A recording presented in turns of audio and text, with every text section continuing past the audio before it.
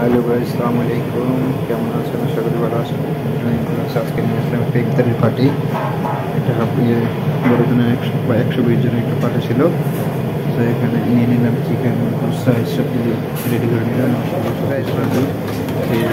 এখানে দেওয়া হয়েছে খেজুর, তারপর আপনার অরেঞ্জের জুস, তারপরে ব্যানানা, খেজুর ইফতারের জন্য এক একজনের জন্য দেওয়া হয়েছে। এখানে 120 জনের খাবার আছে। 120 জনের জন্য নিয়ে নিলাম আজকে পার্টিটা। মাশাআল্লাহ, এখানে একটা চিকেন হাফ কিলো করে 1 কিলো করে এক চিকেন 1 কিলো, এটাকে হাফ কিলো করে দেওয়া হয়েছে। 60 কিলো চিকেন নিয়ে নিলাম আজকে। 120 জনের পার্টি ছিল।